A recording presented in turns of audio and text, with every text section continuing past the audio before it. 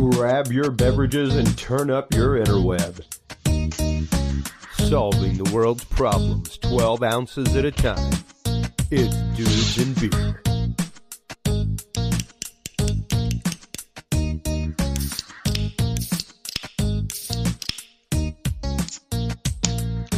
Well, hello everybody, and welcome to episode 162 of the Dudes and Beer podcast.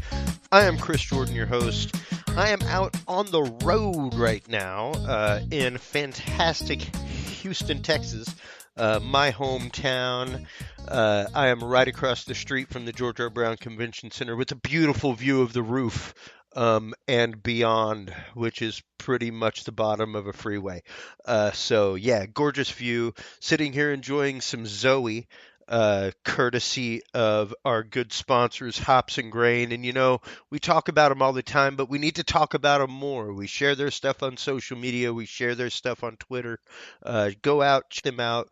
They're right up off 6th Street in East Austin. Go out and check out Hops and Grain Brewing.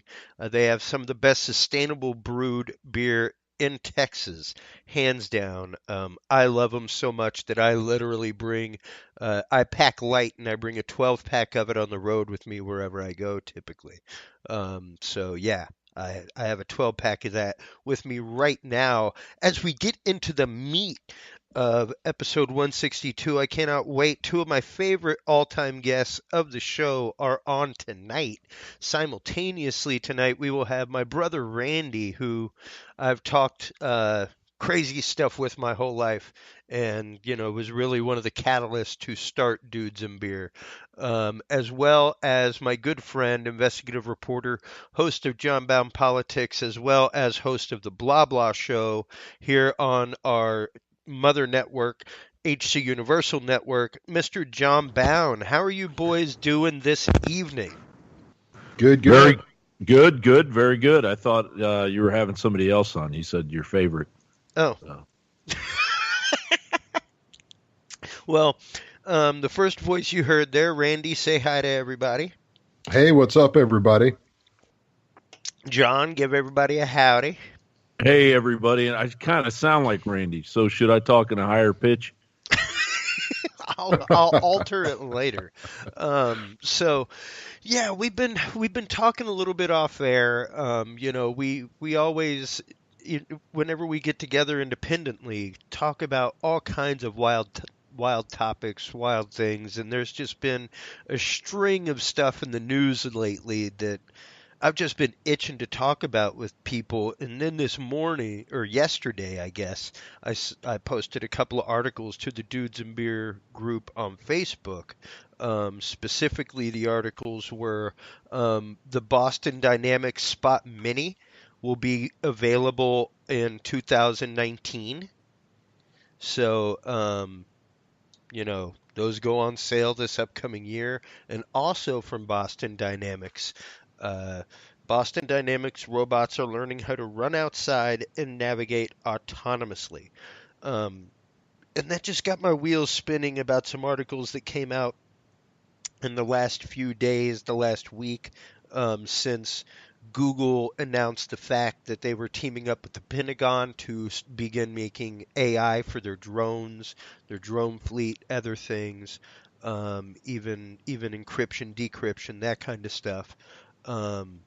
You know, let's just kind of jump in. Randy, where do you fall with Boston Dynamics, that kind of stuff, the Spot Mini Dog, as well as their new robots that are up and running and things like that? I don't know, man. This puts, in my mind, it puts us right at the cusp of everything we've watched on TV and in movies, and I mean, we're one step away from all the sci-fi stuff we see all over the place.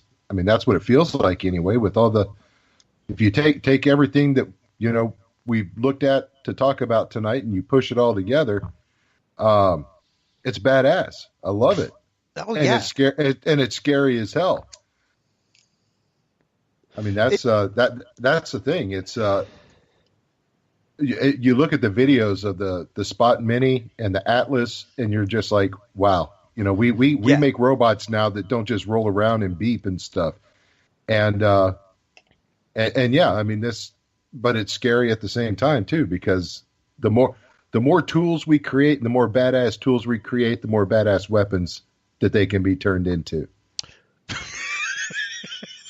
And it was all of about a month or so ago that they released the video of the Spot Mini, like where it had not only figured out how to get out of doors, but how to evade people that were like trying to stop it. Like they were like trying to use a broom handle to like get it away from the door, and it like grabs the broom handle and pulls it away from the person, and then opens the door and walks out. Yeah. Well, it's really eerie how those things move too. They've managed to give them power over their joints to the point to where they can bend and. Their articulation is pretty phenomenal. And it looks like it's got an 8-track player in its butt, which is cool. Right. Sweet. So I got a bunch of 8-tracks. Stick some Bad Company right there. Yeah, I can jam my meatloaf again. You just can't rewind. You have to listen to the whole damn thing. You gotta listen to 3 tracks at a time. But just looking at technology as we've had it, we're all right up around the same age. John's a little bit older than us by a few years, but just the rampant flow of technology as it exists now. I was discussing on Facebook earlier today with Billy Stewart from the Scary Dad podcast from the network. I'd posted an article about there were 2 more autonomous car crashes, and it was like America won't get the new Audi autonomous feature, and I'm like, you can keep it. Like that that sounds perfectly fine to me, because there certainly do seem to be a lot of autonomous car crashes going on, where automated vehicles opt to run into a pedestrian that stepped into the road, or opt to just keep on going when a fire truck stops in front of you. All kinds of stuff. John, what do you think about, because you, in your journalism and stuff like that, you go into a lot of not only the technology but the companies behind the technology, things like that.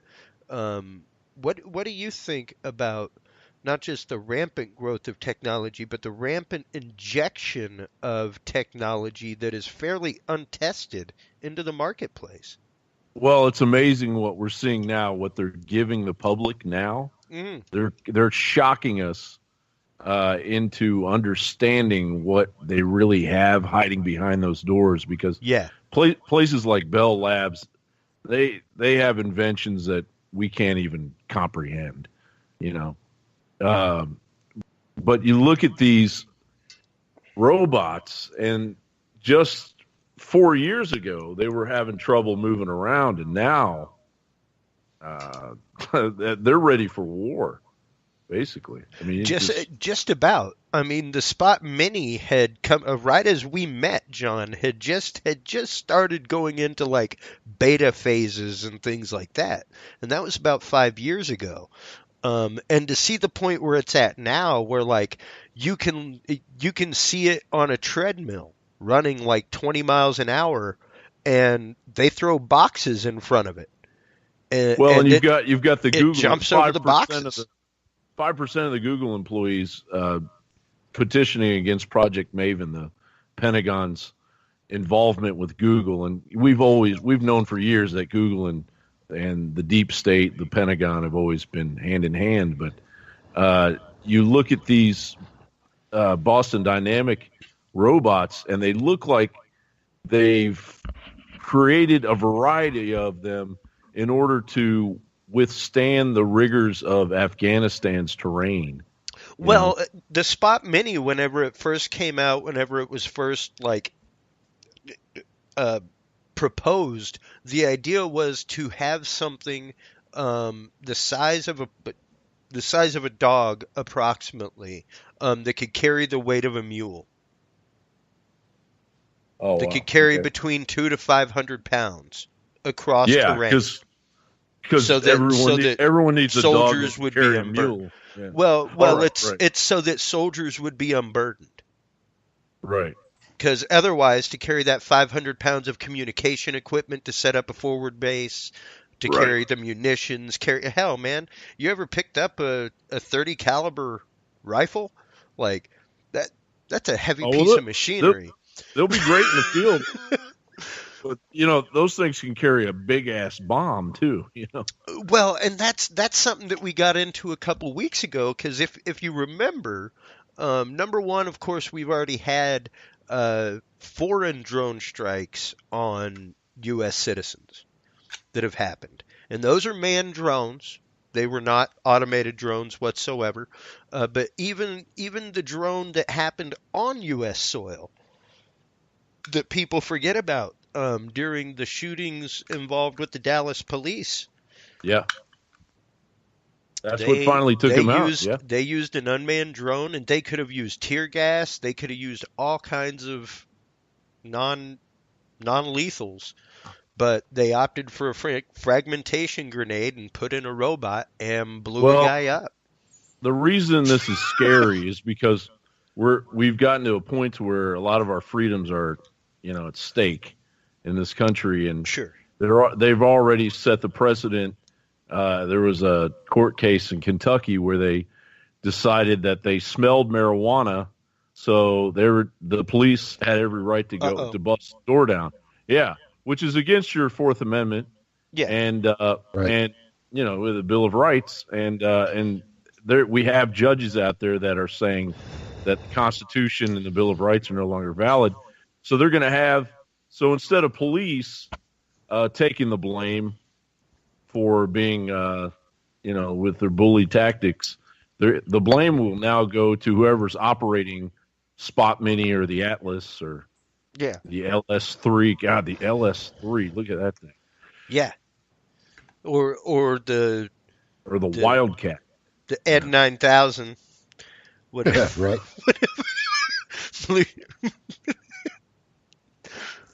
Put down your But weapon. I mean, most Americans, You have 10 most seconds to comply. most Americans are only Exactly. concerned about a robot that could bring them a beer. I mean, it seems like Hey. it's done work for nothing. They had that in Revenge of the Nerds. I could see two coolers on either side of that Spot Mini, Mm-hmm. Yeah. and it used that nice crane head to reach back in the cooler, Reach on back grab a and beer. pour you one out. That Wildcat's going to be worthless. He's going to shake all the beer up. Right. Well, don't- and it to me, it's something that it's absolutely phenomenal. Going back and looking at robotics when we grew up, number one, looking at the fact of factories had just You started mean to the become big track? automated. The big Um, track? Well, I mean, you we know, live like in a total separate reality now than the 70s and 80s. oh, absolutely. That's what I'm the saying. 2XL. Do you remember when it was like amazing science that this huge crane arm was built in Canada and put on the space shuttle? Yeah. That it was like one of the most high technology pieces of equipment the world had ever known. And now it's like people 3D print stuff like that in their garage now. Yeah. Well, that's how it goes. Like I posted a story not too long ago about a guy who is an amputee engineer who teamed up with another dude, and they make prosthetics for kids in their garage for free out of like Yeah, $200 I saw worth that. of 3D printed material, you Right. know, and they're able to produce something the same as what you'd go out and get from a doctor. And it's pretty incredible to know that our technology has brought us to the point so rapidly. And of Yeah. course, the question comes to bear, kind of like Within just a couple of generations. It's staggering. not even generations. Think about it like within like 20 years. Our generation. Yeah. Within 20 years. Yeah. I mean, I mean, 20 we didn't years even ago, have, we were still playing 16-bit video games. I don't know if I ever told you this joke before about my daughter, she's Generation Z, and Sure. of course is into all these games that are, being played by kids these days. And we didn't even have video games. Maybe by the time I was her age. You had ColecoVision. No, we had Pong. Yeah. And so I found Pong on YouTube and I showed it to her. This was a few years ago. I said, "See, honey, this is what we used to play. Yeah. This is Pong." And she looked at it with her mouth open, She looked at me and she looked at it again and she looked at me and she goes, "Is it loading?" Yeah, right. Yeah. I mean,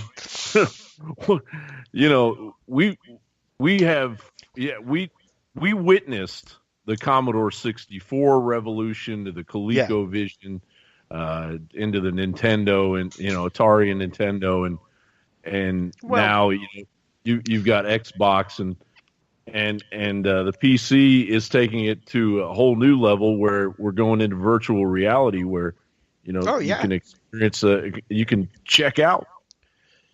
Yeah.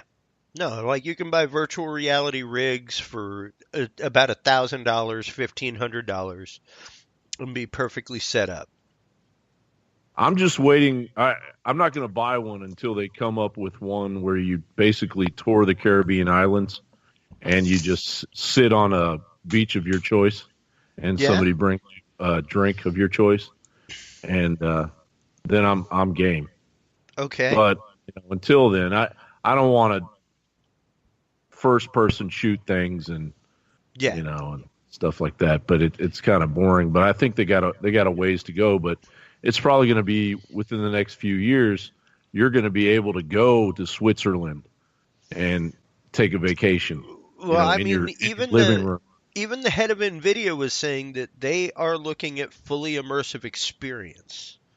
That's the future that they're looking to within the next few years. And you said it earlier, John, that these companies like Boston Dynamic, Google, everybody else, they have a different realm of technology. And you have to think about like the way we got to where we are now from where we're talking about, folks, with Atari 2600 and Commodore 64, 8-bit to 16 to 32 to 64 to 256.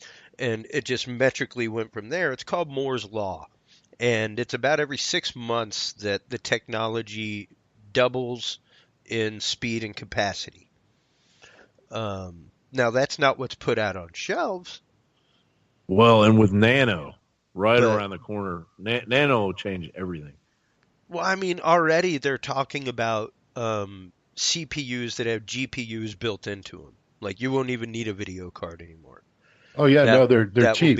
I'm actually going to be building a rig with an AMD APU Nice. Sometime this summer, I think. I mean, they're cheap. Yeah. Yeah, it's slightly over the cost of a regular CPU. They're less than the cost of a CPU. Yeah. Wow.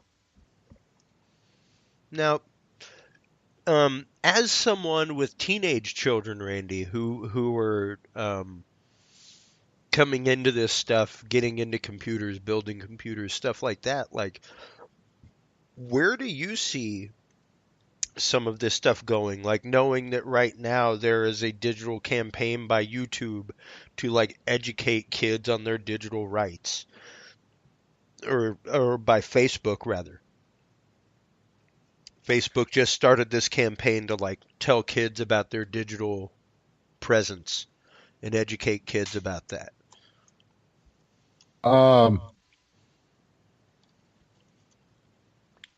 educate kids about their digital rights or their digital rights. They're like whenever they join Facebook, like this is what information we gather about you. This is what we do.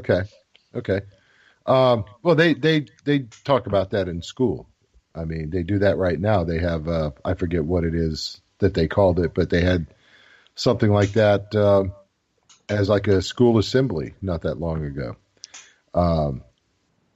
And I talk about it with them as well, digital responsibility and all of that stuff, especially when things go ugly and there's something in the newspaper or something, in the public domain that comes up that's a good object lesson. I'll bring it up to them. But sure.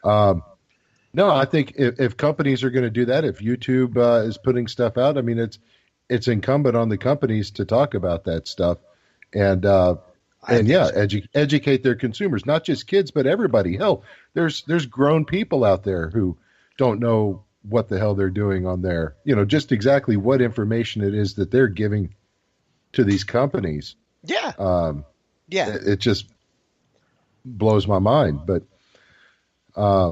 hell, just the other day I found myself clicking on a contest, and I was like, "What the hell are you doing?" I was like, "It's bad enough you just clicked on that shit." Who did that? I did. Oh, I did. I fell for it. It was like, no, Right. no, you don't get things for free off Facebook. No, no, you don't. don't do it. Don't do it. Well, and now with Facebook doing the 10,000 people monitoring what's being put on their Now come back on that, John. Explain a little bit of that to our audience. Well, what just happened with Facebook and how they've basically created a way for the government. I'm just going to cut to the chase. A way for the government to categorize every one of us, every 360 million Americans, every one of us, the percentage of those people using Facebook are categorized, and then that exponentially branches out into people that we're related to, who are also categorized and put into a big AI computer, and we're all watched. And yeah, but who the hell is surprised by that? I mean, if anybody's living in 2018 and is surprised that Facebook is tied in with the government and I mean, no, I don't. Everything you do online is watched. That should be no surprise to anybody. And what's funny to me though is that our parents are the ones that truly don't understand it. And aren't they the ones that taught us so long ago there is no free lunch?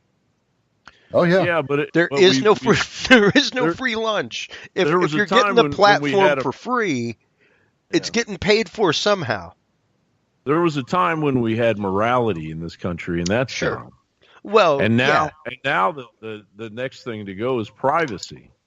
So, I mean, as a private individual, you're going to have to completely cut yourself off from our society in order to be a private individual.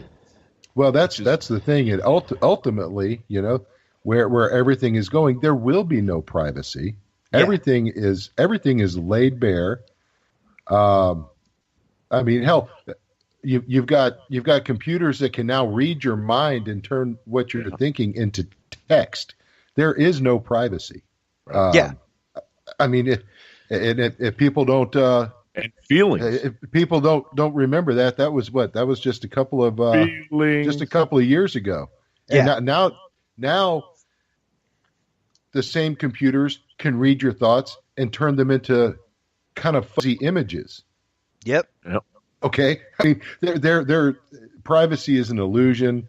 Not just that. I mean, it's becoming more and more so anyway. Scientists have already created a slice of neocortex tissue with 31,000 neurons and 40 million firing synapses. That is out of dailymail.uk. Yeah, and also and that's from 2015. Yeah, That's from 2015. This is this year. Human speech will be replaced by thought communication by 2050. But it says the hybrid intelligence biometric avatar will understand the feelings of people connected to it, take on their personas, exchange information with them, and even become a part of the fabric of their brains. No. Whoa. No. Forget about bring it. Right? Yeah, so what comes after You said privacy? it. What was it that you were saying before the show, Randy? Bring it. Yeah. What were we supposed to bring? Yeah, that's why I was trying to log into Facebook on my laptop, and it's like, bring on the mark of the beast. If it means I can log into Facebook with just my retina, do it. I'm ready. Well, pretty soon you won't even have to say that out loud. Right. Something will just happen. Yes, I posted a picture on Facebook the other day, a little meme thing that showed back in the 50s, and it shows this lady on the phone like, I better be careful what I say over the phone or the government will wiretap me. Yeah. And then the next picture is a woman standing in the kitchen with an Amazon Echo. Hey, wiretap, do you have a good recipe for lasagna? Mm-hmm. Yeah. Yeah. And I mean, I don't want to sound cynical and everything, and believe me, I believe in the First Amendment and Second and Third and Fourth, and I believe in the power and the wisdom of our Constitution. But the fact is, the more digital our lives become, and the more time we spend online, and the more time our kids spend online, all of that stuff is disappearing. I mean, it is. Well, and we're headed for the singularity and everything. Well, it's not but there's going to be a crunch. There's going to be an adjustment period here for humanity. Oh, there's going to be it's going to be beyond a crunch, John. It's going to be beyond a crunch. It's going to be a schism. Yeah. Well, as Stephen Hawking, before Stephen Hawking passed on to the great wheelchair in the sky, he said, we're headed for human extinction. Oh yeah. Yeah. Well, I mean, it's much like the famous Albert Einstein quote. I don't know what World War III will be fought with, but I definitely know that World War IV will be fought with sticks and stones. Whatever World War III is going to friggin' annihilate us to the point that we're going to go back to the Stone Age. So pay attention to that one. And I wouldn't mind that so much. well, and that's what I'm saying. Then you don't have robot dogs to bring you your beer. Okay? Yeah, I think we got to start beer all over again. I think we're really though going to end up with almost like a Matrix-esque type society where there are people who totally shun all of that, and people that totally like in surrogates just like soak it up. And yeah, I've got a robot that goes out and lives a life for me after 10 p.m. It's going to get very schizophrenic too. I think people are going to identify as 40 different types of entities. People already identify as 40 different types of entities. Yeah, you're right. What the hell are you talking about? Hey, there's that reminds me of an awesome book I read years ago. It's by I don't know if either of you have ever read anything by Walter John Williams. I think he's dead now, but he wrote this fascinating book called Aristoi, and it's basically about a future society in the far future where they've mastered nanotechnology, and basically the internet jacks into your brain, and the human psyche has by design become so splintered that you have your real life personhood, but then you have what they call daemons that are different fragments of your personality that are autonomous beings that live online. And the primary personality maintains contact with all of them and knows everything that's going on. So you have like different avatars going on in different realms, like that take on Right. different aspects of you. Like there Right. would be But- an avatar of me that's like a rock star online. Correct. Yep. Yeah. And he's still alive. Oh, is he? Okay. Yeah. Yeah. No, he's a phenomenal writer, and I'm glad to hear Huh. that, because now I need to look up and see what new stuff he's been writing. But Right? no, this book is fascinating as well, because it's the first time I've ever seen or have seen since that is written with two stories proceeding simultaneously. So you've got a column on one page on what's happening in the real world, and the column right next to it is what's happening in what they call the Anirachron, or the internet, basically. Yeah. Yeah, And, that completely it- makes sense. Oh, it's a trip. It's awesome. Well, I mean, you play a video game nowadays, you enter a alternate reality, and you become, for a limited amount of time, you become a part of that reality. And as those realities become more and more Well, intensified, Right. and it's interesting though, because like movies, video games, there are people that are consultants for this stuff. You know, even television shows. My stepmother, for instance, was a consultant on the show Boston Public, because she was at one point head of one of the Boston teachers unions. So she was a consultant, and they would come to her and be like, "Look, this situation happens in a classroom. What would be the procedure that would go down? You know, what would be the chain of command that would be followed for this situation?" And recently, my wife, probably about 4 months ago, 5 months ago, had her first viewing of Lawnmower Man. Oh, wow. yeah, And I was like, I want you to pay special attention to the equipment that is used in this movie. Because that movie came out in like 1991? 92, if I'm not mistaken. Sounds right. I think it's 91. Because I want to say it was my junior year. But, yeah, like everything that we have, from the zero-G chairs to the Oculus Rift type goggles to the gloves, everything is technology that is actively being used for virtual reality. So, you know, it's like that technology existed at the time. They Well, were already researching it. It may not have been to the extent that it was in the movie. It definitely wasn't to the extent that it was now, but it was concepts that they had at the least. Right. Oh, you know, that's like, Star Trek: The Next Generation, predicting, tablet computers and stuff like that. Yeah. And flat screen. It's science Well- fiction becoming science fact. It's not that big of a, Well, that's definitely though much more the case of, and it's been said, you know, like the people that developed the Motorola flip phone, stuff like that. Like those people were inspired by what they saw on those shows. So whenever they said, "Hey, we want something like this," they were like, "Oh, dude, let's totally make it look like a freaking communicator, man." Where it's just like flip open. Well, but it's also very practical. I mean, It is. you have all the electronics there, and then you fold it in half, and everything's protected. So, you don't.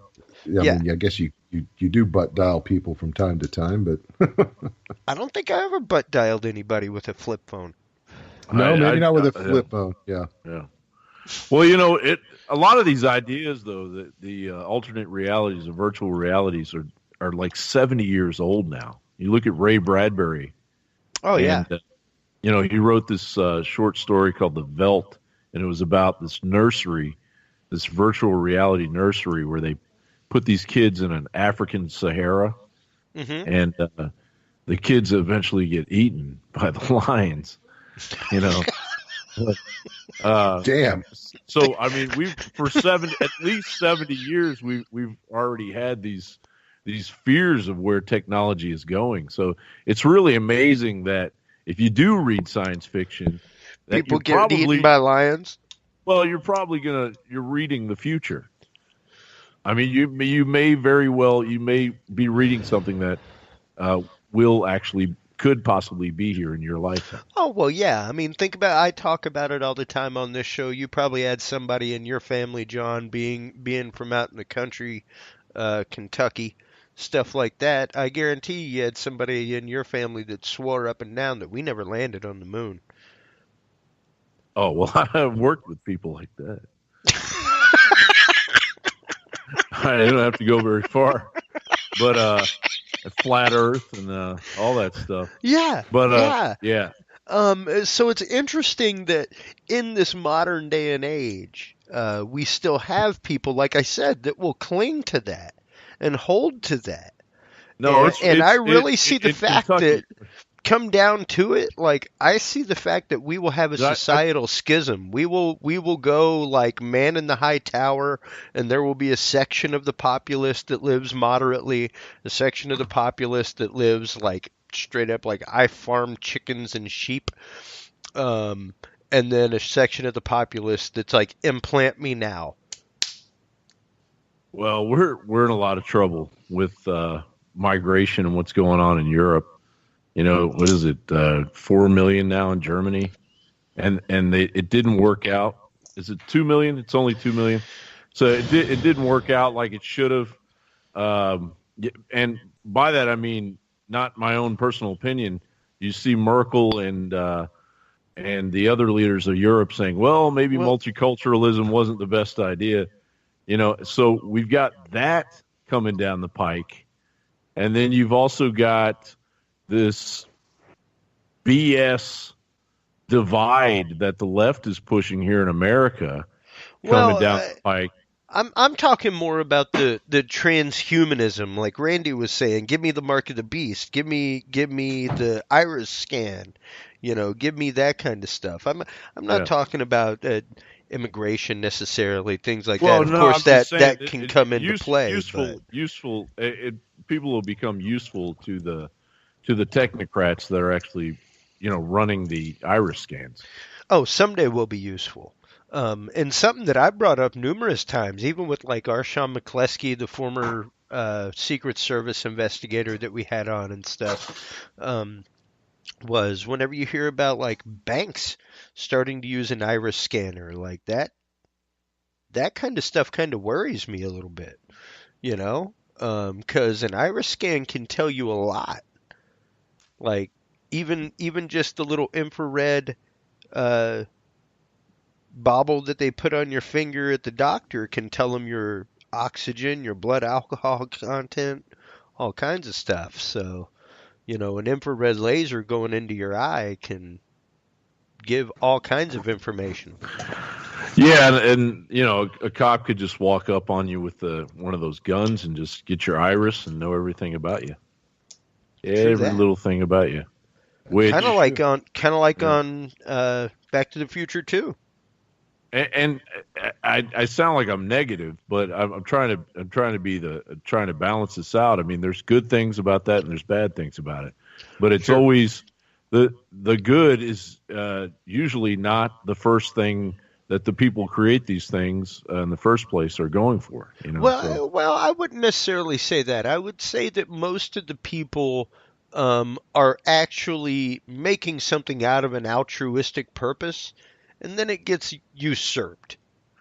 Well, it's probably an altruistic inventor at Bell Labs, and he works for somebody, and then it makes its way to the Pentagon, and next thing you know, they're droning people in Pakistan at a wedding. Yeah, once dark money gets involved, it's a totally different story. But I think most people, whenever they come up with these new, inventive, amazing technologies, things like quantum computing, that kind of stuff, that they literally are just out for the best of humanity. They're scientists. They're just trying to get to the top of the mountain. There's no other reason to do it than to get to the top of the mountain. It'll be interesting, and a positive thing is when the closer we reach the singularity, the AI will actually be inventing things that we could have never thought of. Right. And that's going to be amazing. Yeah, it's going to be amazing. until they decide we don't need robots that can't bring us our beer anymore. Right. Yeah. Well, What we happens don't need, with that, John? What well, happens we when the don't- robots say you need to get your ass up and go get your own beer? I'm tired of bringing you beer. Right. What You know then, what, dude? we'll be like that. We'll be like that guy in the Matrix. What was his name? Cypher. Yeah, When he's sitting in the restaurant, Yeah. he's like, just eating the My- steak. I know this isn't a real steak, but you know what I've come to realize? I don't care. I don't care. Just I give me don't care. Just give me a steak. We'll be drinking simulated beers in the Matrix, and That's no right. one will know the difference. That's So right. what's going to happen? Are the robots are just going to do all the work? We're going to live in complete paradise, utopia, and just beers coming to us all day long until the goes- point of sentience comes along. Number And we're one, you have to we're just question. going to wait on the aliens to come back so we can have and somebody this to is talk this to. is where the ethics comes in, though. This is where the ethics comes in. You see, because if you have all of these things that you've created doing your work for you, number one, at what point are they represented? At what point are they, even though they're autonomous and they're learning and I mean, if they're learning and they're no different than my 1-year-old child, if I left my 1-year-old child up to himself without any involvement, would he be any different than a learning AI?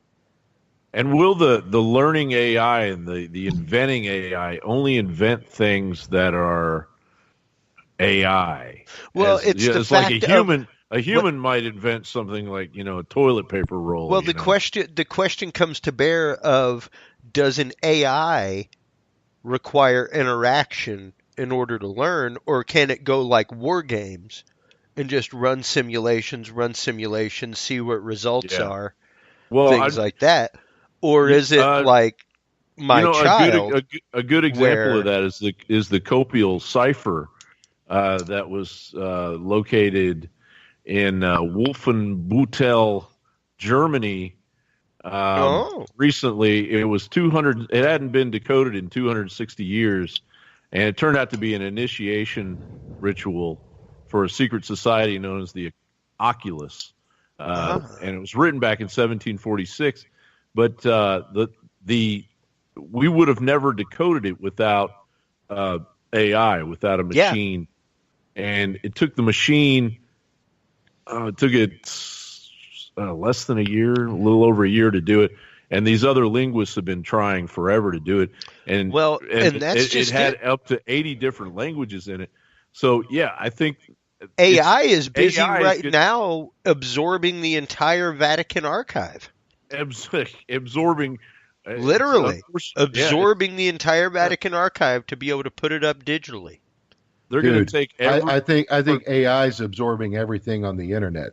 Yeah. I mean, it's everything. totally gone Job. It's totally Job. Oh, AI is that facility out in Utah. Oh, So we are going to reach a point probably by the time the three of us are. Let's give some predictions here. Let's go around the table. John, how far out do you think we are from having A, autonomous vehicles, B, sentient machines? Autonomous vehicles, we're already there, more or less. They're already trying them in Florida. No. I mean, They I call don't them mean they're there autonomous. They aren't. But they're about to put them on the road in Florida, and I mean, they put them on the road in Vegas too. Ask him how that bus went. It went right into the side of a car, like within 30 seconds of launching. Are going to die. Yeah, I think. Go ahead, when they Randy. made electric cars. Yeah. And they had to make them louder for deaf people. I mean, it's just little things like that. Yeah. Right. Randy, go ahead. No, I was going to say, to answer your question, I think in less than 20 years. And I was just looking at an article here. You asked the question, John. what did you say a second ago about developing AI and Reaching the singularity. Yeah, I mean, at what point?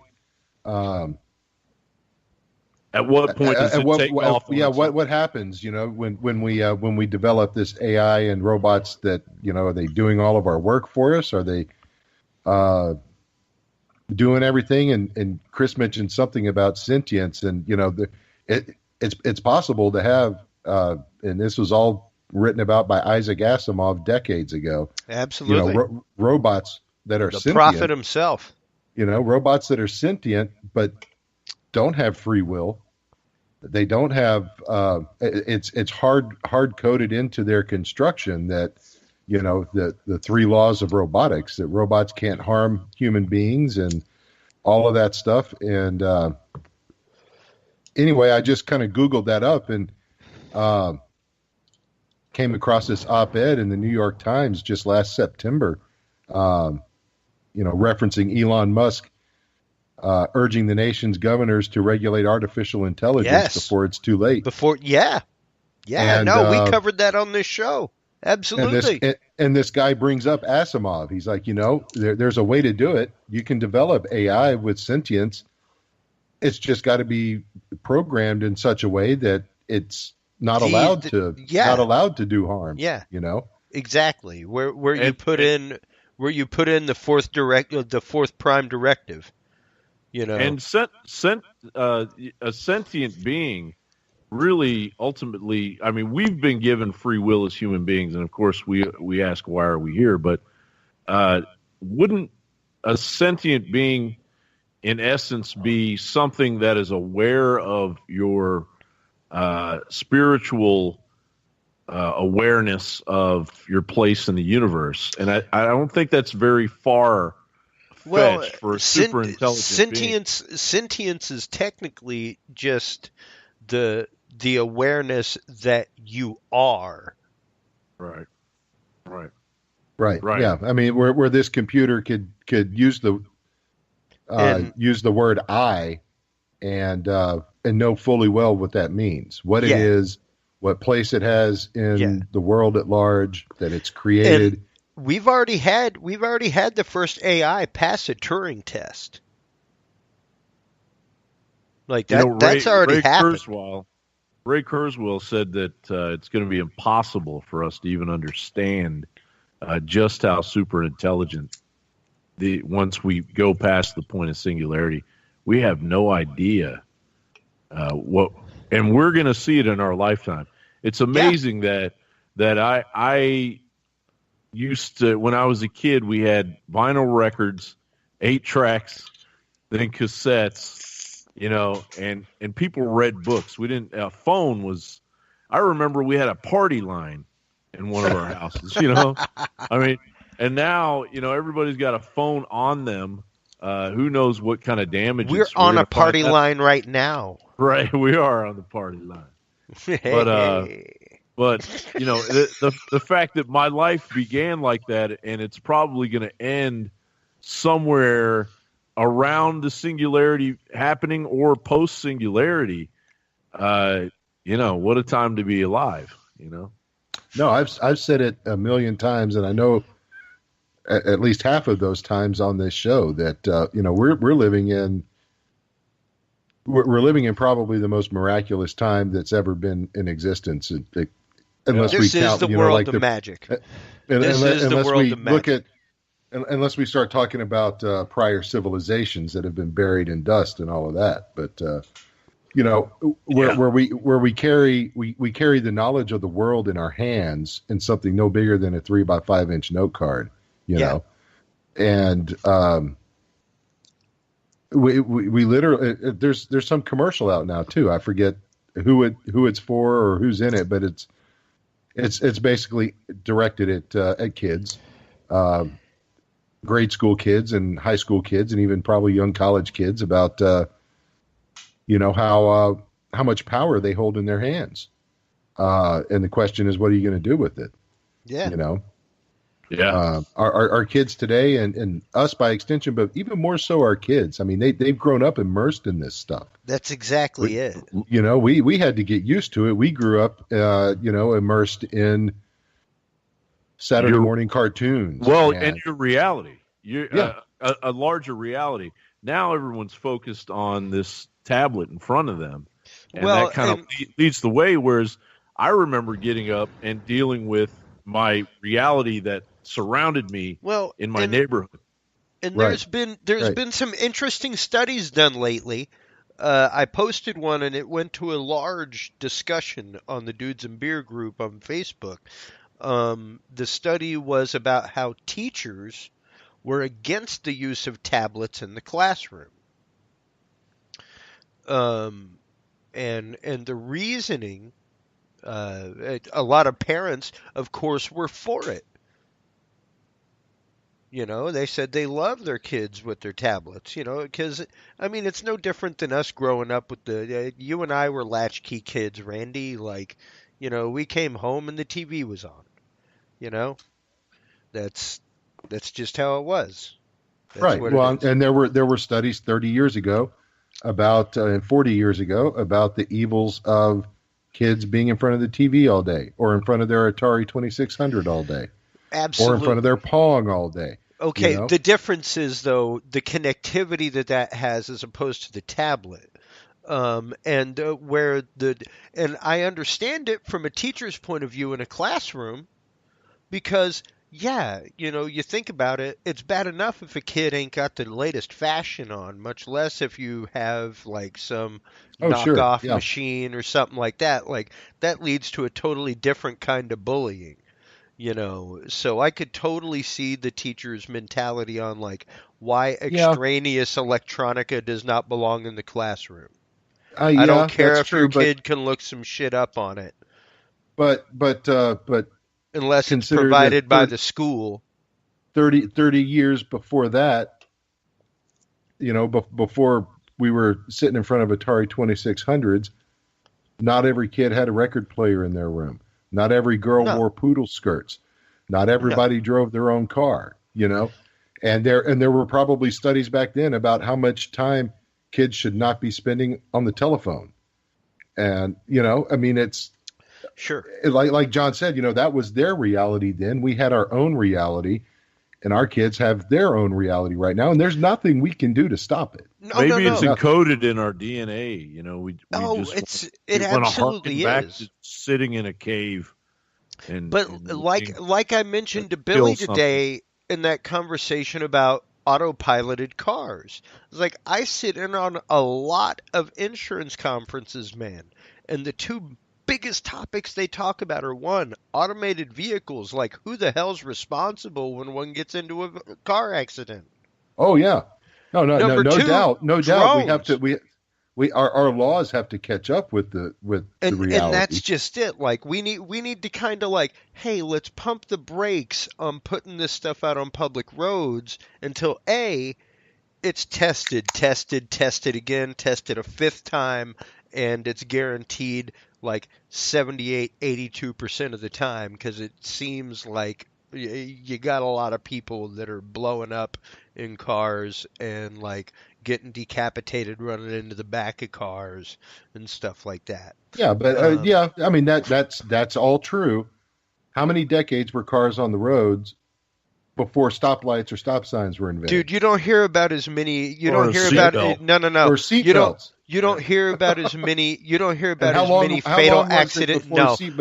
No, you don't hear about as many fucking fatal accidents at damn amusement parks across America.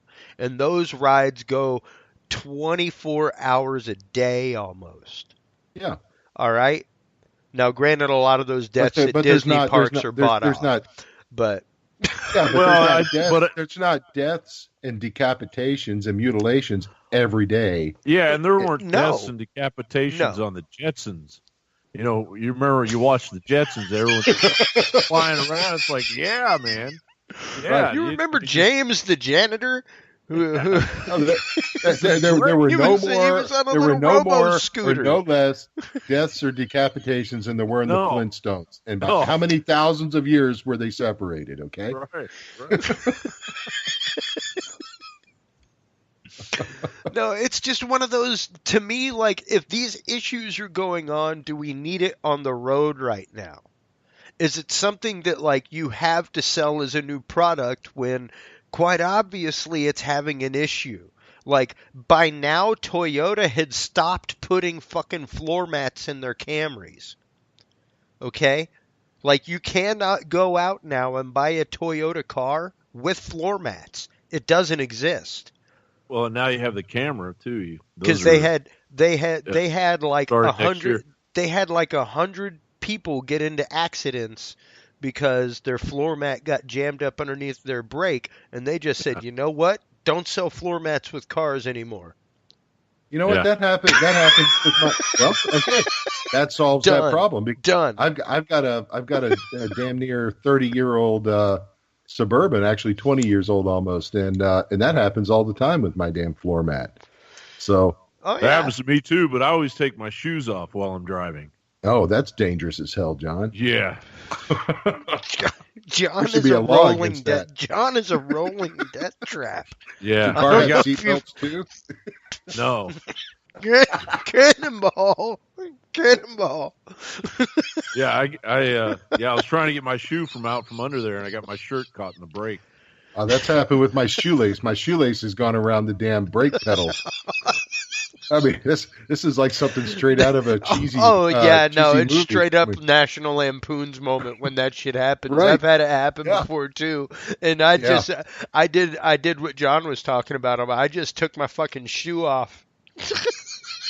You know what's funny though is that we're going to get to a point to where it's going to be autonomous, and people are going to get into a car. No, they're gonna I don't go, want "All right." Johnny Cab, bro. I don't want Johnny Cab. They're going to go, this is great. I can sit here, I can watch my iPad, I can watch this latest movie I got, and it'll take 2 hours, and this trip is going to take 2 hours, and by the time this thing's done, I'll be there, and it'll be that's great. the thing. But you know what happens? It turns out they have car sickness. Well, no, John. From The watching fact the is, movie. most of these accidents, that's what's happened. People have put on their autopilot and gone onto their phone, gone on and played. Like one dude went and like took a video of himself in Europe, like in the passenger seat while his car was driving down the freeway. I guarantee there's going to be a whole wave of racism against autonomous vehicles. There will be people like me Autonomous? There will be people like me who will say, "Are you no, an autonomous, John?" I'm not gonna trust my life to this computerized car. I'm just not going to do it. I don't know I'd rather that I ride will. a horse. I don't know that I will. Like I said, like they launched a fleet. They went to launch a fleet of autonomous buses in Las Vegas. And the first one, within 30 minutes, got into an accident. Of course. I mean, all the drunks walking around Las Vegas. They're not ready for that. Dude, they got bridges. You don't understand. You cannot cross the street like a normal human being in Las Vegas. They got sky bridges and stuff like that so that the drunks can walk around with their liquor and nobody ever crosses traffic. Like, it's pretty rare that you cross some traffic on the strip. But John, have you ever read any Isaac Asimov? Yes. Okay. Now, he started writing his robot stories back in the early 40s, and he talks about, I mean, I guess you could say is the first collection of his earliest stories is called I, Robot, which has nothing to do with the stupid Will Smith movie, which was actually pretty good. No. Nothing like anything Asimov wrote, but kind of taken from it. But, he talks about all of that, about the not segregation, but the, anti-roboticism and whatever you want to. Dang it! Cultural, hard science fiction. Prejudice. The prejudice that these things evoke in people, and basically that, every negative human thing that we've ever come up with is no different. Robots are no different than anything else. They're subject to prejudice, subject to preconceptions. Everything that is new and that comes into play is subject to all of that. It's some really fascinating stuff. There'll be a massive scapegoat, definitely, for a lot of things. Oh yeah, for sure. And it's already beginning with autonomous vehicles. Yeah, as Chris pointed out today, if they're going to do it, they need to make sure they need to build a little city and put these autonomous vehicles on this road where they're not going to hurt anybody. We have these cities. We used to blow them up on the regs with fucking atom bombs. Okay, well, yeah, but we've got autonomous vehicles now that are piloted by human intelligence that kill far more people. Yes, we'll just put them in Vegas. So, they'll kill a few drunks. No one will notice. just because we call it an artificial intelligence, it doesn't mean that it's infallible. Well, to expect it to be a drone is not an automated vehicle. I'm talking about the cars. The car article that you pointed out on Facebook today. Yeah. It's and the drone thing's a whole different thing. I mean, that's not a whole different thing, but it's just it is a different thing, but it's related too. Yeah.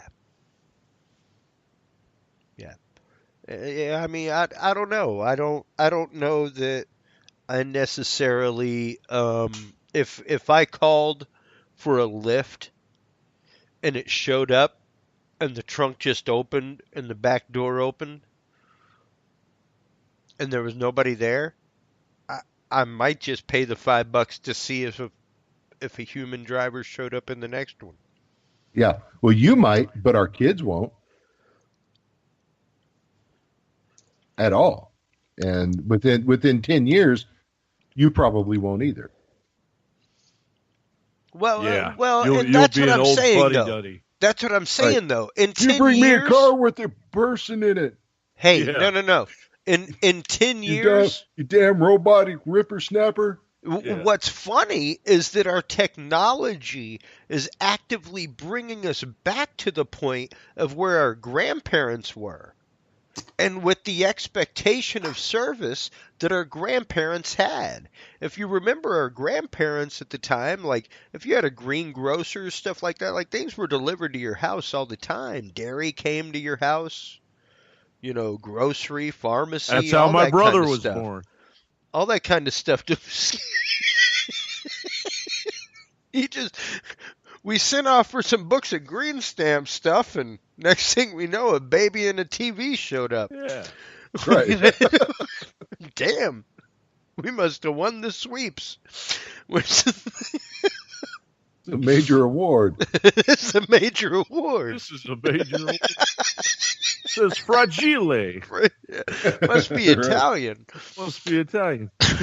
Well, a new report released by McKinsey & Company indicates that by 2030, as many as 800 million workers worldwide could be replaced at work by robots. Yep.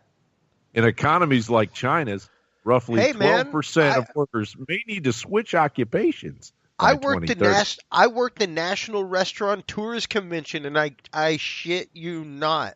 That's where I met Arshawn McCleskey, because he came in to talk to them about fraud and stuff like that. The ease of digital fraud in a restaurant, and people's eyes just glazed over. I was like, I want this dude's LinkedIn information, and I want him on my show. But half of the presentations that were there were about tracking your customer from the point of them walking in to when they walk out and get out of range. Tracking what they do, stalking. Tracking what they do on social media, tracking what they're doing, all kinds of stuff. I mean, can you believe we're at a point now where you can't, say you're a teacher, and you can't show yourself at, say, a Kiss concert, with blood coming out of your mouth because you're a Gene Simmons fan, and you're a first grade teacher, and somebody gets wind of that, and you've lost your job. That's anti-Semitic. Okay, Well, they you mentioned that. We just had that exact issue here in Katy, where I believe the superintendent of Katy ISD Yeah. is being forced to retire because he was outed at a public meeting as being a bully back when he was in junior high. Right, which is 40 years ago, which is ridiculous. Right, which is ridiculous. And then people don't change at all. People never change. Why do we ever let them out of prison? If I understand what was going on, and of course that sparked this huge public outcry, and everybody's not everybody, but enough people are raising enough hell that he's being forced to retire to resign. The only thing he's if I understand correctly, going to court to get the money that is left to him under his contract. Good. That if you're making me step down 2 years prior to my contract being ended, then you owe me this money because this is not I think it takes a clear mind to prevail over what that guy's going through because he may have done some chunky swirlies to some guys back in high school, but 40 years have passed, and here he is, the superintendent. He's taken on a lot of responsibilities in order to do that. And how well has he done his job? Right. And people do change. People I made mistakes made a lot of mistakes in high school. We all made mistakes when we were adolescents. And the fact that the guy stood up and said, "Well, you bullied me 40 years ago," and now the guy's losing his job. The only thing that I could see that's kind of gone that the guy did wrong was maybe he should have just, instead of just kind of staying silent on the issue or saying, not owning up to it, he should have just owned up to it and said, that was 40 years ago. Get out of here. Yeah. Well, I think part of the issue is that it's put the entire school district in a very bad public light across the media and all of that. And, especially in this bully-centric society and, this age of digital maelstrom of bullying. Yeah. I don't know. Anyway, I don't think people get bullied like they used to. If he gets, people need to get bullied like they used to. Can I be honest with both of you guys right now? No. Okay. Not me either. Mainly, I am so entirely happy that I had a redheaded child.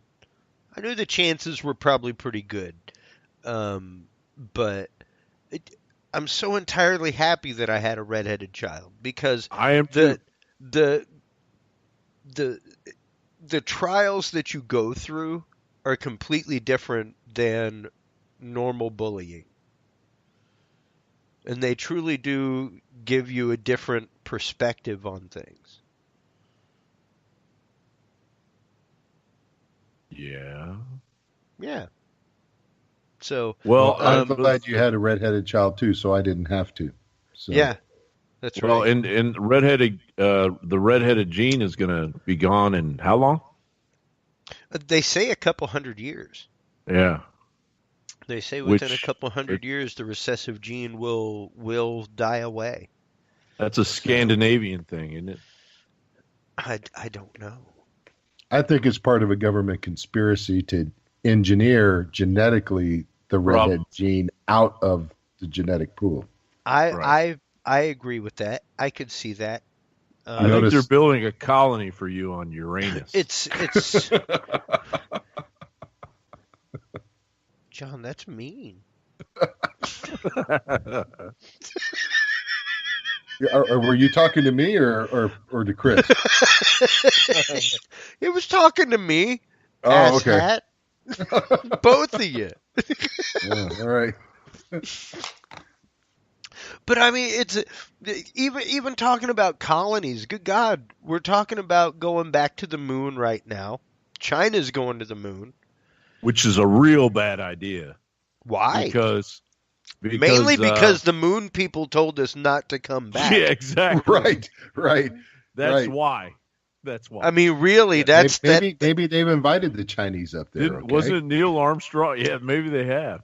But didn't Neil Armstrong say they're we got a Santa Claus up here. We got a situation. Yeah. And they're saying to us telepathically to basically get our shit and get the hell out of here. That's what I've held for years, is the fact of it's not that we couldn't keep going to the moon. It's that we were verily invited not to come back to the moon. It's a stone's throw away. Why wouldn't we go back? Yeah, it's right there. Talk about conspiracy theories. I mean, people want to talk about the moon landing being fake. Let's talk about the fact that we haven't gone back. Yeah. I mean, the moon landing happened. There is a laser beam that shoots up to the moon and hits a mirror that they put there. Should have at least built a Buc-ee's on the moon. On the daily. Right. Well, and you can't say it's too expensive because we invent money all the time for every fucking thing. Oh, yeah. We invented money for people to go to the moon in the first place. Why stop now?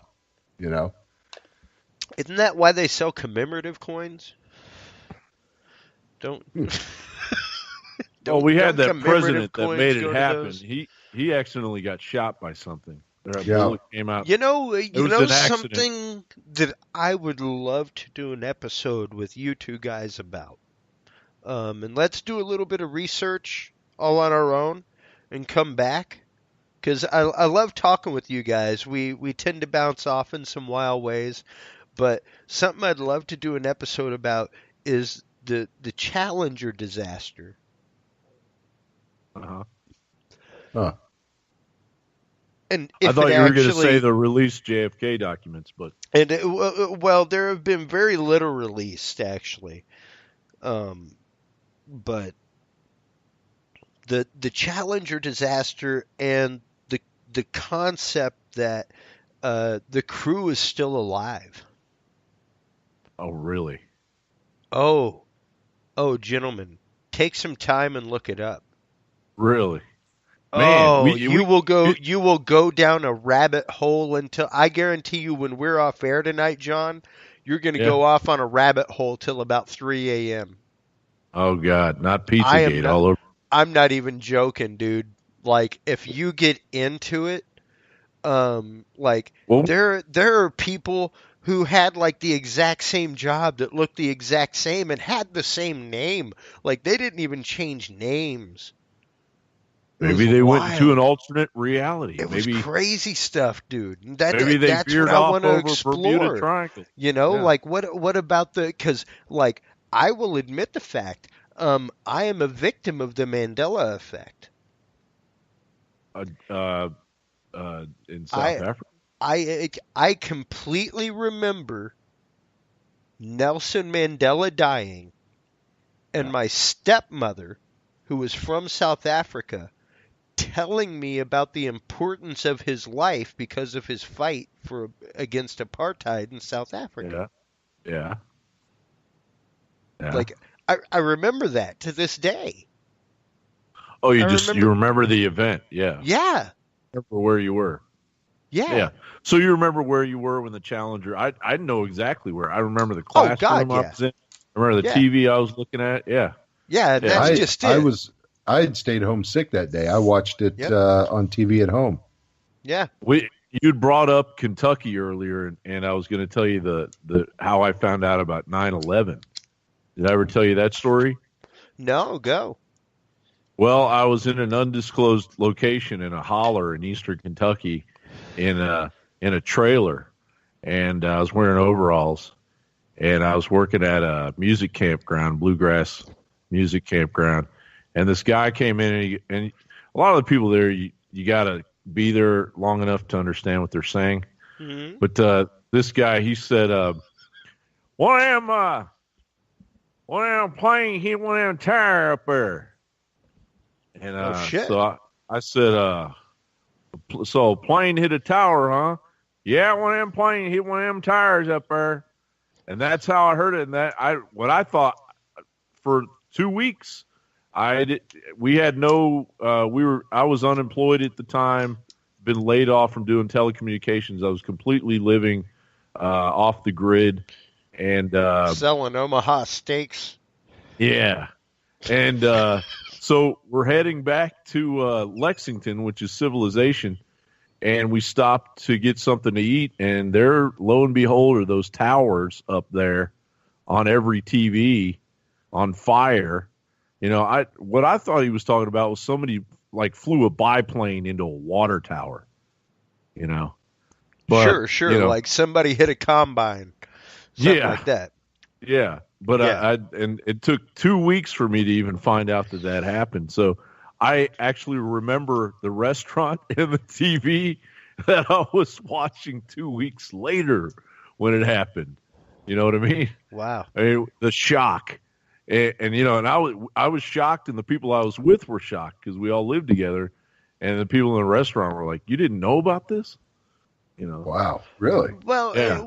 and I really feel that when it comes down to it, when we see like the first walking robot,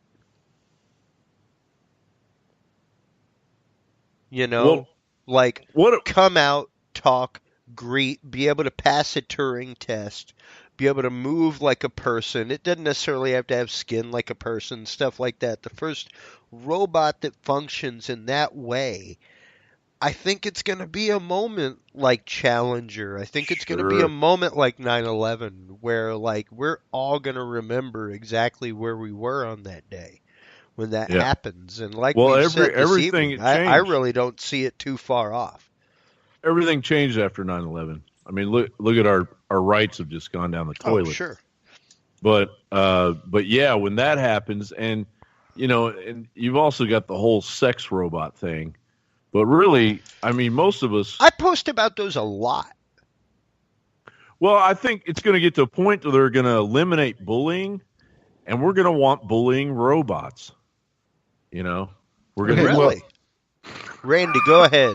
To answer or to talk back to Chris's comment there, you know, about seeing a sentient robot walk around and stuff. I mean, the world didn't really bat an eye much when this robot Sophia was granted citizenship in Saudi Arabia last year. No. I mean, nobody said gave a boo. shit. And, Nobody you know, said she boo. And I think she's on the Recognized record as as a saying she person. wants to have a baby. Yes. Okay? I mean, nobody batted an eye. Okay, it was a Dude, a I blip. wonder if we It can was get a blip Sophia as a guest. It was a blip in the news, and that was it. I mean, we've got we've Yeah. got robots in human skin. I mean, she looks. I mean, Human. except for the clear dome on the back of her head where you can see Yeah. all the insides. I mean, here's a robot granted citizenship in Saudi Arabia. Maybe I mean, do the what the equation. hell else more do you want? You know? Maybe do the equation with the Challenger, and you've got a crew of robots that are very human-like, and they get up in one of Elon Musk's ships, and they're headed to the moon, and that I explodes. don't even want to hear about that right now, dude. Like, we sent the greatest germ factory in the world into friggin' outer space. Are you shitting me right now? Like, what the friggin' spaceman in the car?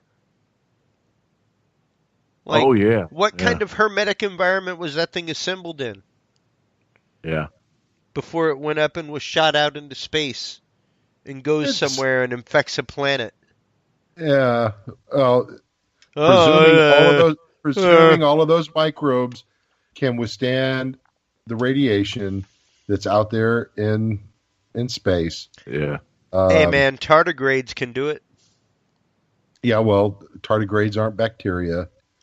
They're They not. aren't. I don't know. Are they? I don't They think aren't. so. No, they aren't. Well, we should definitely check ourselves before we wreck ourselves. We should check ourselves before we wreck ourselves.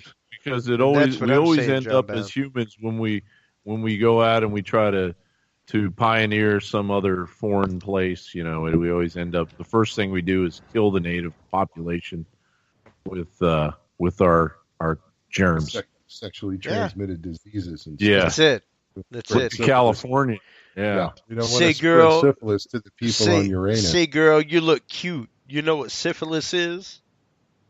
They should just start naming cities in California after STDs.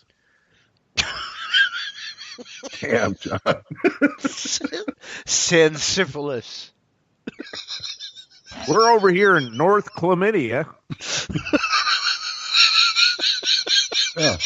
I think I drove through there once. Nice place. Yeah, nice place. Right on the water. We'd want to stay there. Yeah. Oh, it'll come right with you. Oh, You can bring a little chlamydia home with you. yeah. But as we go forward into the future, as this stuff really takes root and becomes the rote part of civilization, I'm not saying that we lose humanity. But we're no more or less human now than we ever have been. This is what it is to be human. Yeah, we but create shit. It gets out of our control, and we have to learn how to rein it back in. At Right. what point? That's point what we do. wetware? At what point are we like Johnny Mnemonic, where hey, whatever, there's like an extra terabyte of storage in my brain? Right. Well, when we get to the singularity, but hell, it's already happening now. I mean, people are getting permanent ear implants, cochlear implants and stuff like that. We're cyborgizing ourselves as we speak. Well, I know Yeah. that there was a filmmaker in We've been doing it for Canada 50 that had years an with a eye pacemaker. replaced. They got a drug to cure blindness. Costs $1 million. Right. and to me, this is the pinnacle of what it is to be human. To take it biblical for just a second, we're made in God's image. This is what we're meant to do, but we're meant to do it responsibly. And we're meant to do it for the greater good and for the benefit of not just humanity, but for all creation. And That's right. And we don't always remember that, Yeah. I want my mini spot to bring me, beer on a hot summer's day, but I also want it to go and rescue people in a burning building when it's got time. I want my mini spot mainly to sit there and play a solo game of hacky sack until it needs to go rescue somebody. Or bring you a beer. Or bring me a beer. Or clean up the dog's mess. Tell you what, keep on playing hacky the real sack. dog. I would like to see you keep playing hacky sack on the way to get my beer, please. Thank you. Yeah. Just bouncing that off its nose. Boink, boink. Yeah. Well, I think they're all out of control. I think what the real plan is to make robotic termites and ticks and worst case scenario. Let's go worst case scenario right now. Randy, worst case scenario, robotics as we know it now, AI as we know it now, technology as we know it now. Go. Worst case scenario, it either obliterates us all or it puts us into the matrix. Okay. For some stupid reason. I mean, but living off of our how? bioelectric energy is stupid. Yeah. But basically, computers gain sentience. They decide the fact that we are the weak link, and they turn us into a biofactor to keep them alive and reproducing. yeah, I don't know. Maybe they decide that Soylent Green is the superior form of fuel, and they have to keep us around for that. Sure. Yeah. John, go. Worst case scenario. Worst case scenario. They create their own culture, and thus they make their own music, which they find very appealing, but to human ears, it sounds horrific. Okay. That's viable. That's pretty bad. That is that's it's everywhere too. right. No, it causes mass human aneurysms across the globe. Like Anyone who Mars listens to Attacks. Like Mars Attacks. No, like Yeah. scanners where your head just Yeah, blows the hell scanners. up. Heads are exploding everywhere. All over Las Vegas. Right. Yeah. Exactly.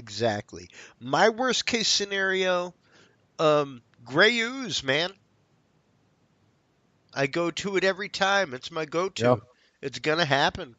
We will eventually get to the point where we want replicators, like in Star Trek and stuff like that, and unfortunately, only a quantifiable amount of mass exists. Only a quantifiable amount of matter exists, and eventually nanobots, in order to create other things, will start absorbing other stuff to create these things, and it's going to go awry, dude, and we're going to have the gray ooze situation. Yeah, but gray ooze, and that's addressed in Walter John Williams' book too, Aristoi, Aristoi. Go read it; it's really good. But anyway, gray ooze nanotechnology doesn't necessarily preclude artificial intelligence. So, No, absolutely not. Absolutely not, But- because but- it's integral to the gray ooze. I think I we're mean, going to see the fact of the nanobot is that it's programmed to create, and it's basically the Sorcerer's Apprentice gone amok. yeah, no, it's programmed to regenerate itself or replicate itself, and it basically disassembles Other matter in order to do other- so. other things around it in order to do so. Right? Yeah, like including I said, people. it's a worst case scenario of Sorcerer's Apprentice. I think we're going to see an uptick in sex robot related injuries. Wow. Like injuries Violent, to like- humans, or Like Yeah, injury, or injury claims by the sex robots. No, Yeah. like John Wayne Bobbitt situations. Oh yeah, okay. Yeah, it's going to be bad. stalker bots. I mean, you can't trust. Is that what you're saying? you Is can't- that what you're you saying? can't It's a trust- stalker you can't bot? trust a robot taking you 80 miles an hour down the road, and you sure as hell can't trust a robot with your sack. Dude, I wouldn't No, trust a robot with my lizards. No. I completely see what you're saying there, and yes, I mean, Yeah. what kind of idiot? I barely Yeah. trust most women, Right. Yeah. much less a man or even a doctor. Right. I'm, Or yourself. I'm not allowed to do that. Not supposed to do that. Yeah. But There's yeah, a very as we, it would be funny is 20 years from now is to listen back to this and see just how right or how wrong we were, or how much we missed the mark. why do you think Because- I actively put these things out on the internet? So that Uh, they will be there in 20 years. Like it won't go away. You'll be I able to thought- find it in some way, shape, or form. I thought you were kind of into voice recognition. Well, and software. that stuff in and of itself right now is on another level. Looking at the stuff that Adobe can do with the new audio Photoshop. Well, It's- they've got a program now where they can completely, once they get the voice down, news will be completely done by robots. Well, with the new Photoshop, all they have to have is 20 minutes of somebody talking. So they could go out and find any Dudes and Beer episode. Right. Find 20 minutes of my audio, load it into the program, and then type whatever they want, and Yep. it will say it in my meter, in my voice, everything. Yep. That's out there now. Like this technology exists. The technology to actively replace somebody on video and do this at the same time exists. Like it's just wild. to think about and that in and of itself is a form of artificial intelligence. Like it has to learn something and apply something to something else. But to know that that technology exists, that it's there, that this is not the realm of science fiction, that somebody could go out and make a good God, man, how awesome would it be to just be able to type an episode?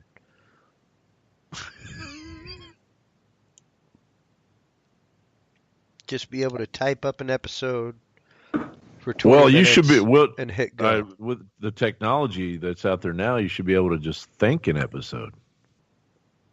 Right? What kind of money do you think I have? Oh, I know you're rolling it. You just Oh, have yeah, to let I'm worth- Google give you I'm the worth implant. hundreds. That's all. I'm worth hundreds. I know you're a 100 air. That's it. That's it. You're after my thousands, Drumbound. I'm after your monopoly money. Well, and as we kind of close this episode out, we've talked about a lot. We talked about RNA transplants basically being memory transplants in snails. We talked about artificial brains being grown. We talked about pig brains being able to be held alive for almost 3 days. We mentioned Outside a of a series of body. authors. A series of authors. You got a lot of Talking about keyword stuff. work to do. It's already done. Walter John Williams and Isaac Asimov. I know for two. Yeah. Ray Bradbury. Yeah. So, as we wrap this up, Randy, where do you see things going in the next few years? Where do you see artificial intelligence playing a role in everyday life? I think things like the Amazon Alexa and the Microsoft or the Google thing and whatever it's called, Google Home and Sonos, Apple Siri.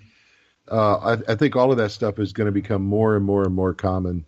It's already common. It's in our phones. It's in our cars now. We're going to get used to digital assistants like that on a much more integrated basis. I honestly think we're not that far away from having this stuff jacked directly into our brains. I mean, it's going to be right there. We're going to, either electronically, through physical implants, but more likely the reverse of this technology that allows computers to read our images. It will allow computers to put images, i.e., digital displays and things like that, directly into our brain. I don't know if I want to say it's the singularity, if I completely believe in the quote unquote singularity, but it's pretty damn close. We're getting close. we are getting extraordinarily close to the full integration we're getting so person close. and technology. Yeah, we're getting so close that there's no turning back, and there's not, and so it's not. We can't hold it back. It's like putting our finger in a leaky dam. Well, the genie's out of the bottle. Yeah, and it's quite literally. So now it's incumbent upon us to make sure our laws are in place, and try to find ways to keep the riverbanks shored up and not let everything just completely erode away.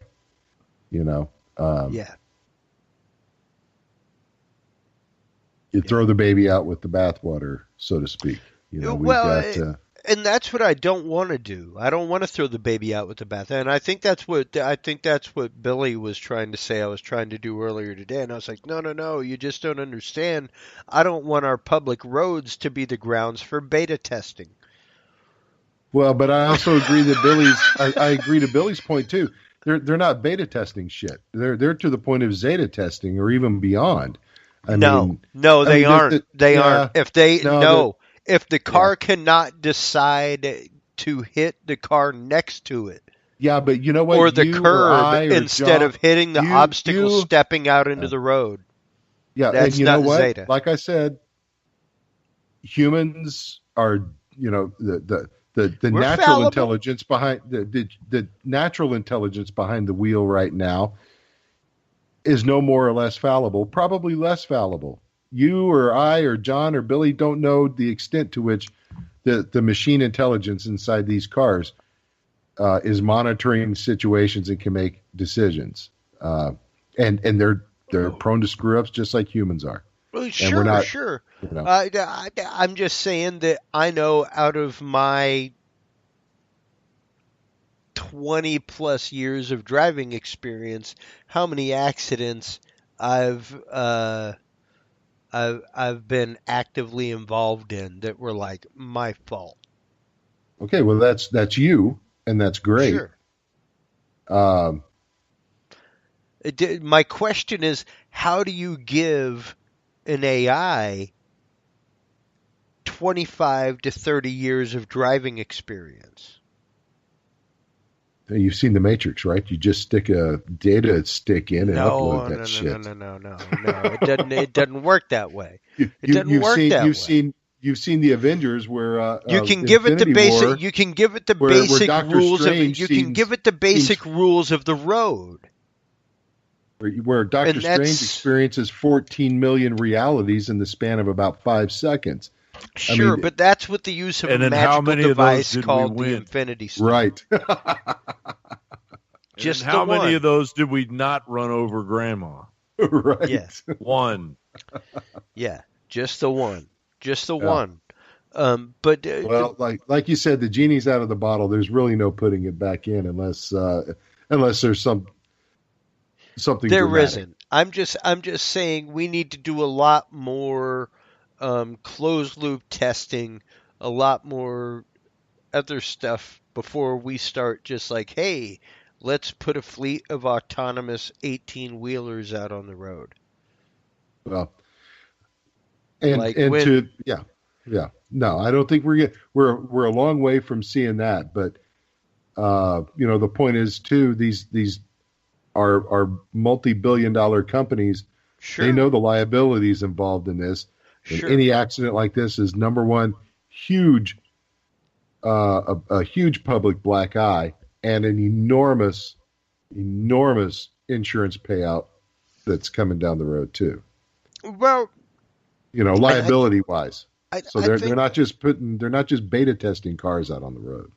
well, yeah, and I mean that's putting it softly for sure, but it's still one of those conundrums of um, I don't know. It's not really a proven technology. Yeah, It's no, not I really get out it. there. Like insurance companies don't know how to deal with what happens when a car is on autopilot.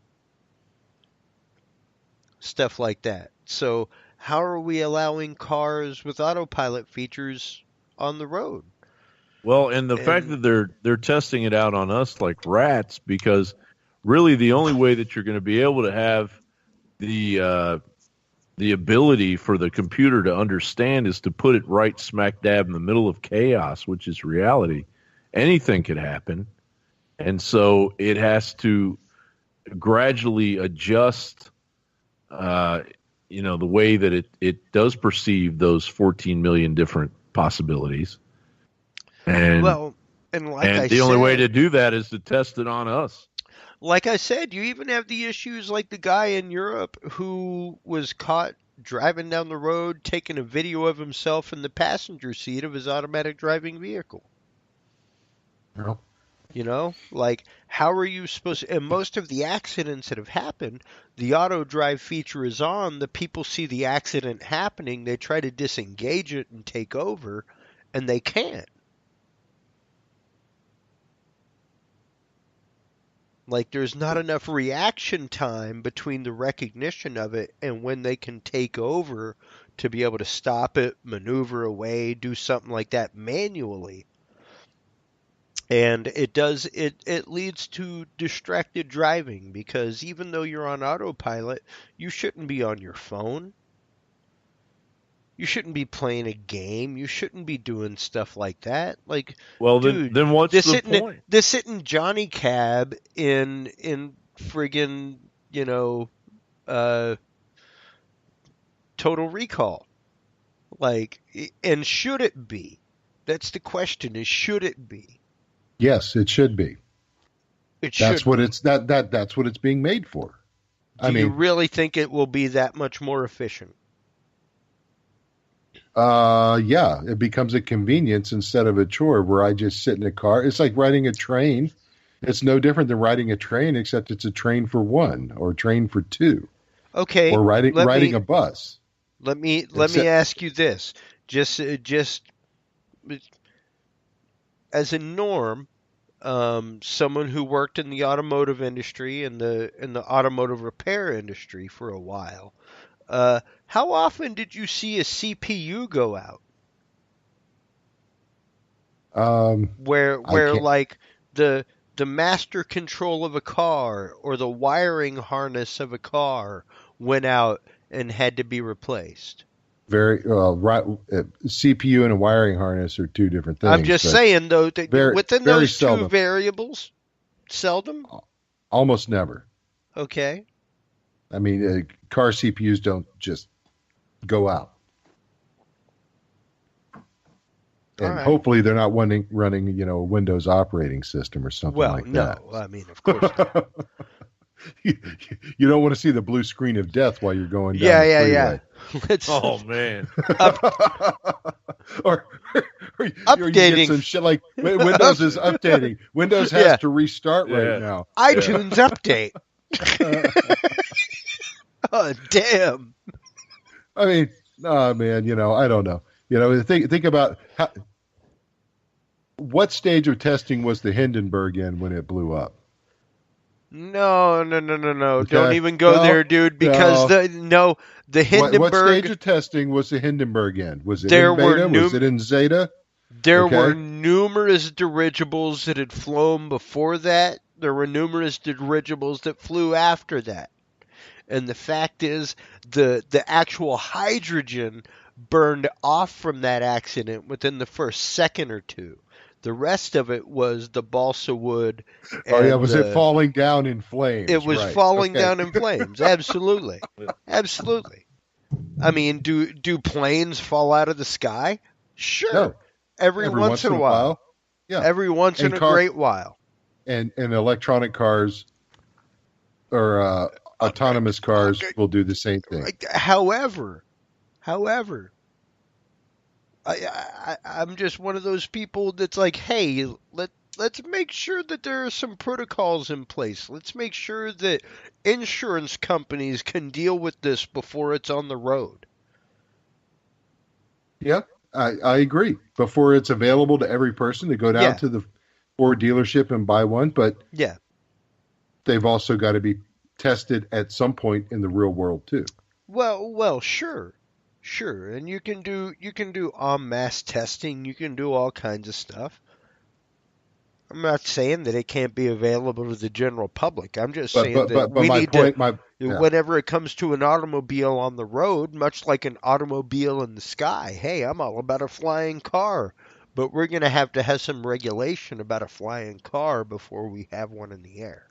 Right. So every time one crashes, are we going to pull one out of the air and say no one gets to fly their cars anymore? No. Every time an autonomous car accidentally runs over somebody, it's a tragedy. It sucks.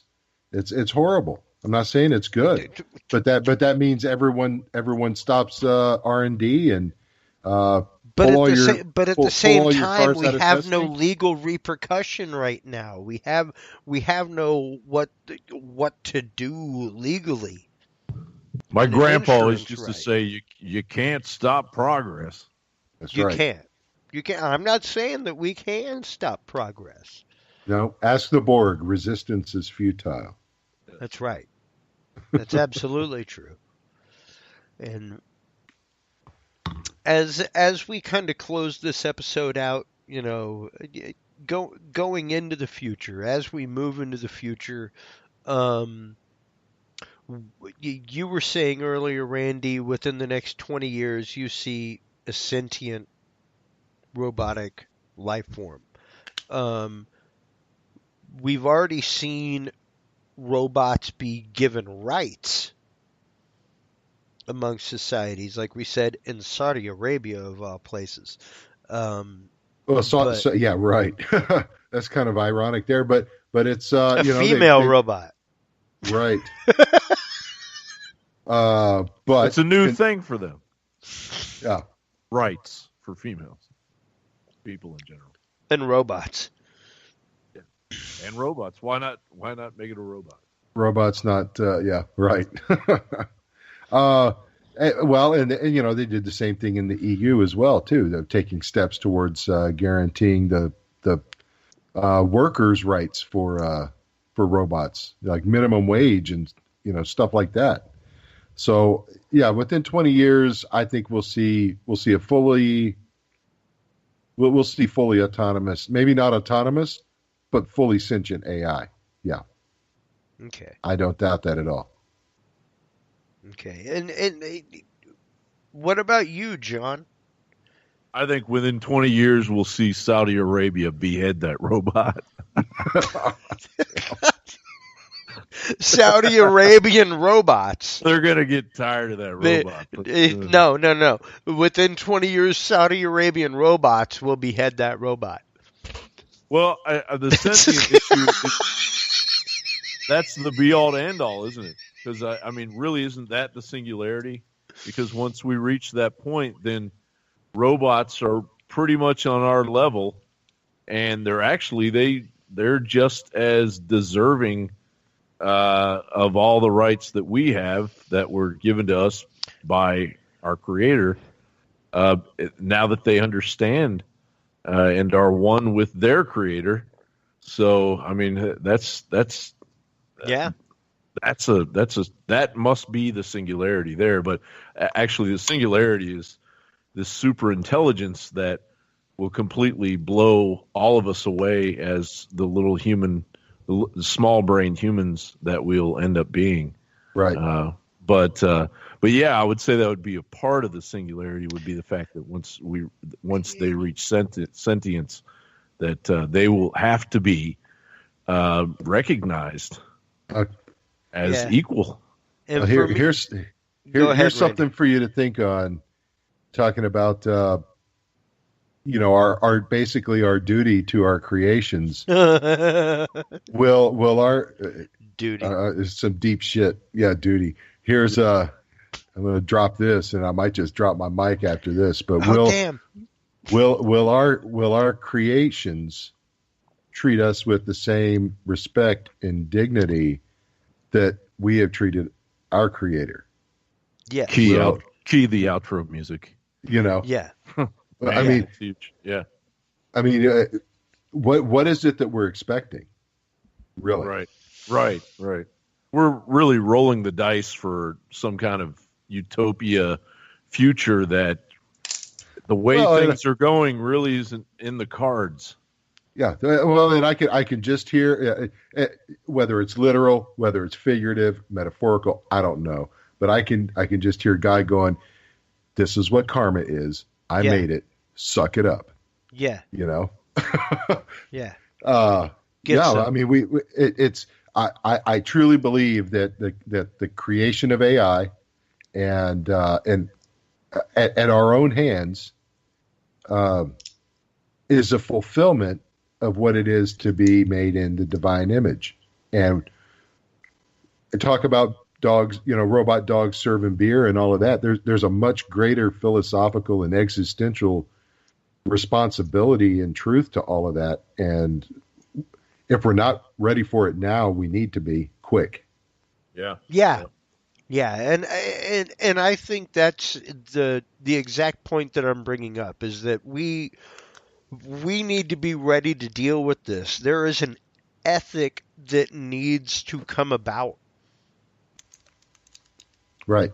Like we need to be ready to ethically deal with the situation Yeah, we're going to have to come to terms with creating. quickly. We're creating an entire new form of life, an entire new form of sentience, an entire new form of cognition. You know, and it's really it's beyond the realm of us breeding and creating a child. It's beyond anything like that. Right, right, and there's a reason why up until the age of 18 you're responsible for your children. Oh, absolutely, You know, absolutely. and You won't be responsible for that robot ever. Well, I mean, fortunately, nobody knows about the robot that I built. But but humanity itself is giving birth to this new child, and precisely.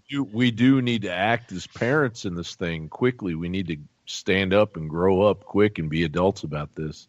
Yeah, and because I think that's the cautionary tale of this episode, and the cautionary tale of the whole concept of, are we creating Skynet like right now? Are we actively creating something that will eventually see us and the way that we do business, the way that we see life and treat life, as obsolete? right. Another Even author, even on all moral grounds, will it have the right to say what you say is null and void because you did not respect this rule which you yourself set? right. Right. Is Congress now filled with robots? That'd be funny.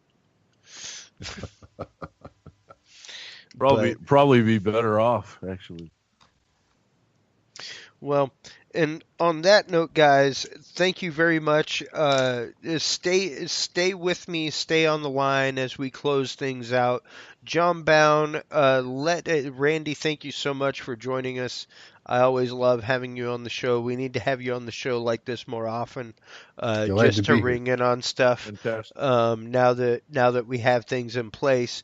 John Bound, thank you so much for coming on the show tonight.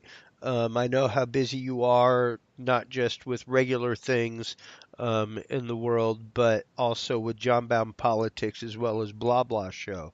And other things. Thank you so much for all of the work that you do for that and the HC Universal Network.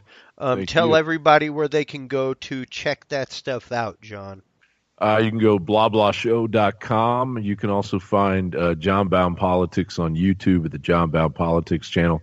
And, of course, here at HC Universal Network. And I really appreciate being on the network, and it's a great thing to be able to go after my two passions, which are kind of two sides of my own nature. One is a cynical, sometimes positive look at politics, and the other is our culture and where it's going and the death of our music culture. And I'd like to talk to artists about where they are and what they're experiencing, because we don't hear enough about or from modern artists, musicians, authors, artists, graphic artists. We don't hear enough from them, and our culture is still changing. Whether the Grammys or the Academy Awards have stalemated it or not, there is still an underbelly of culture that's out there. So that's what I love to do with blahblahshow.com.